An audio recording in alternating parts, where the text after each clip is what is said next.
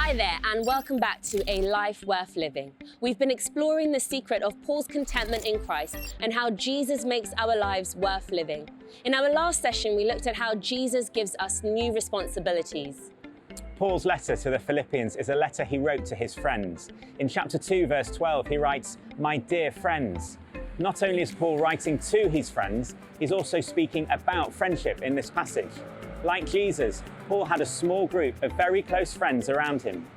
In this session, we'll look at what new friendship meant to Paul and how we can learn from his friendships today. As we start, let's pause for a moment in our groups to read the Bible passage we'll be looking at in today's session. One of you can pray, and then someone else can read Philippians chapter 2, verses 19 to 30.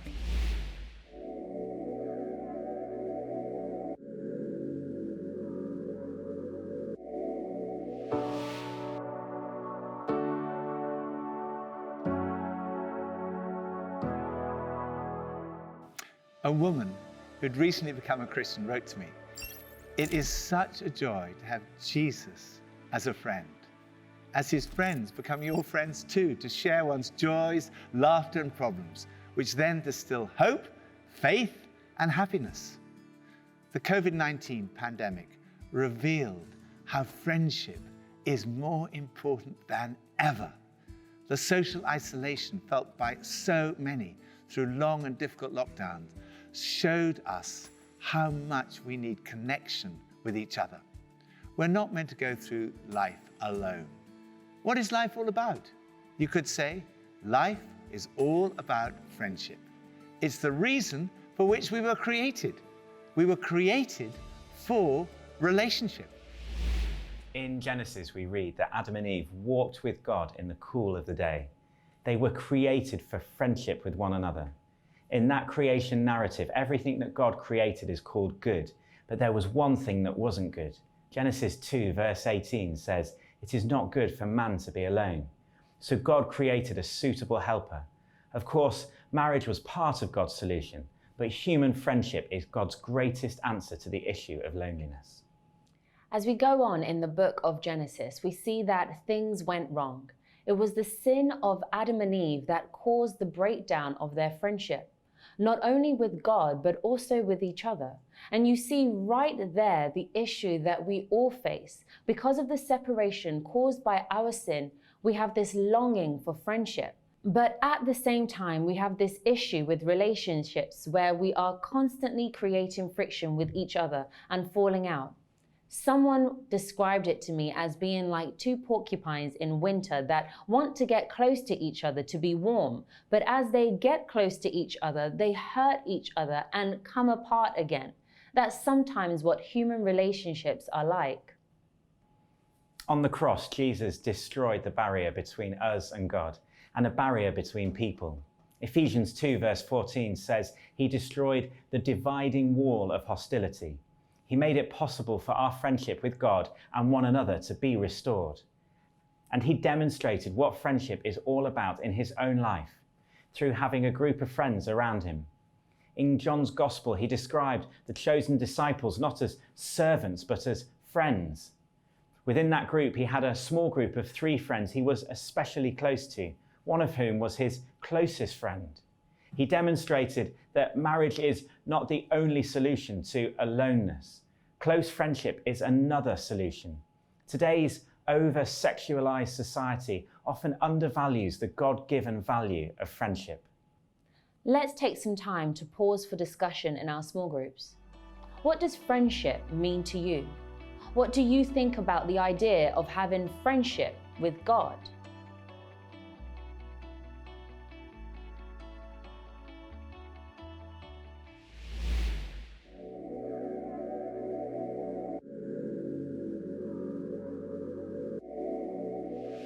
In this passage, we get a little insight into 2 of Paul's friendships. Here are 3 ordinary Christians who show us a relatable model of an extraordinary relationship, and therefore what we can learn about friendship today. We see 4 ways to develop great friendship. In the ancient world, there were 2 categories of people, the Jews and the Gentiles, or the non-Jews. Paul's friend, Timothy, was a Gentile who became a Christian through Paul. In 1 Corinthians, Paul calls Timothy his son in the Lord, and they had become very close friends. Paul was older than Timothy, and he described their relationship as being like that of a father and son. They had been through a great deal together. We read in the book of Acts and some of Paul's other letters that Timothy and Paul traveled together. They were even in prison together. They did a whole lot of stuff together, and they became very close friends. Timothy was always loyal to Paul and was totally reliable. In verse 20 of this passage, Paul pays tribute to his friend Timothy. He says, "I have no one else like him who takes a genuine interest in your welfare." As Paul looks around, he sees the problem of self-interest, saying in verse 21, everyone looks out for his own interests. A popular retail brand commissioned a survey of over 1,500 of its millennial customers to find out what was important to them. The first question asked was this: what matters most to you in your life? 95% of those asked responded, me. Paul chose as his friends 2 men who were quite different from those around him. He loved Timothy, who took a genuine interest in others. He also loved Epaphroditus and says his death would have caused him great sorrow. He is kind in his praise of him and shows a genuine concern for his safety. Epaphroditus himself was a loyal friend both to Paul and to the Philippians. True character comes across in big and little things, and often it is the little things that are most telling. Epaphroditus revealed his true character in his attitude towards his fellow Philippians. Having become seriously ill, almost to the point of dying, he is troubled not about being ill and close to death, but that they might have been upset by it. Verse 26 says he was distressed because you heard he was ill. He was like those whom, when ill, are not so much worried by the illness as to the fact that they might be a burden to their family or friends. Here we see the first mark of Christian friendship. It arises out of a genuine interest in other people. It's difficult to make friends when you're only interested in yourself and what you can gain. Friendship comes through a genuine interest in other people.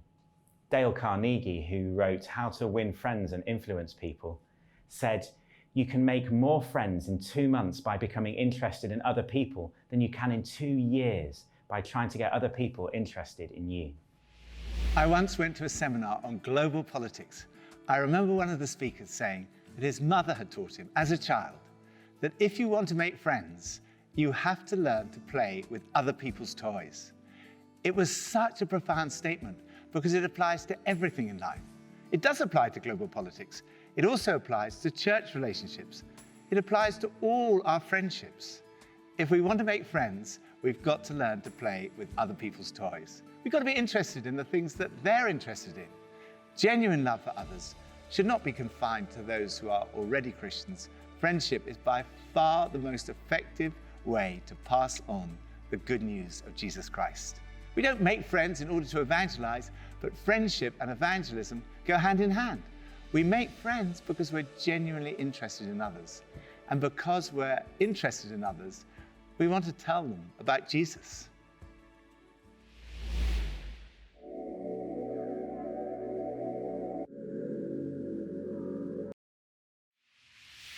The second reason for their close friendship was their common concern for the interests of Jesus Christ.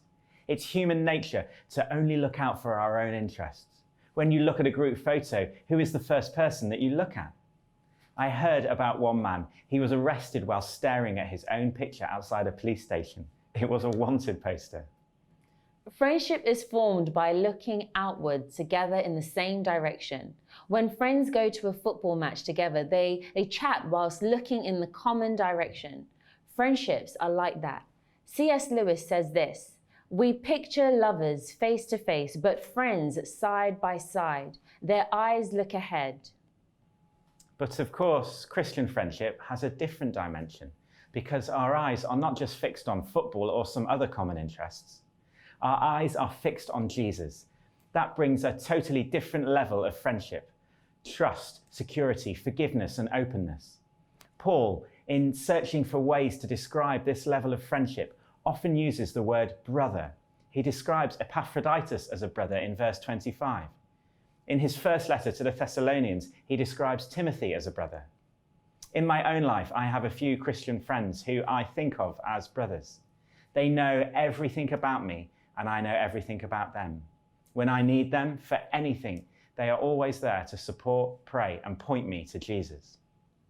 Jesus accepted everyone, but he chose his friends. If Jesus needed a small group of friends, so do we. We need to be able to talk to those who we trust deeply and to encourage and pray for one another. The pastor and author John Wimber said, "People come to church for many reasons, but they'll stay for only one: friendship." People are not just looking for a friendly church, they're looking for a church where they can make friends. We can create an environment of love where people can find friendships which are enriching, rewarding, and emotionally restoring.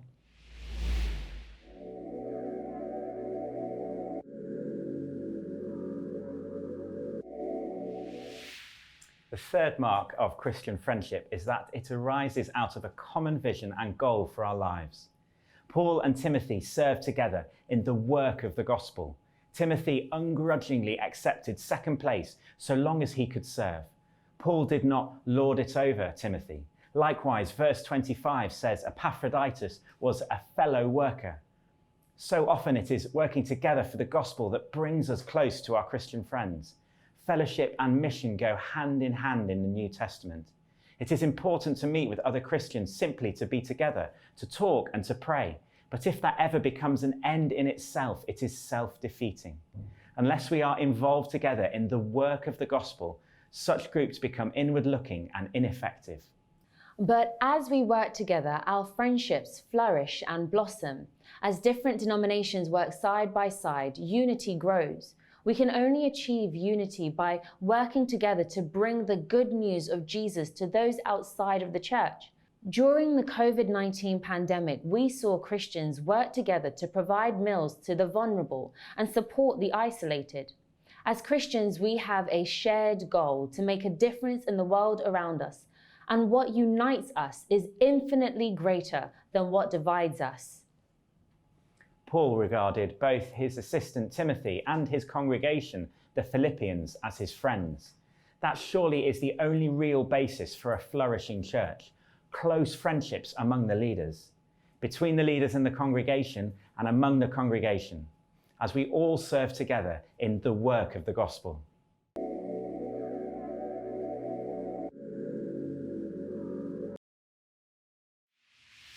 The fourth mark of Christian friendship is give without expecting anything in return.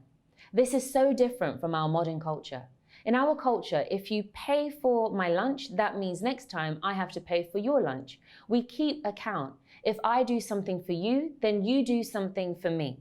If you don't, you're a bad friend. But this is completely opposite to Christian friendship, which is about honoring people. Epaphroditus had been prepared to risk his life for the sake of the work of Christ.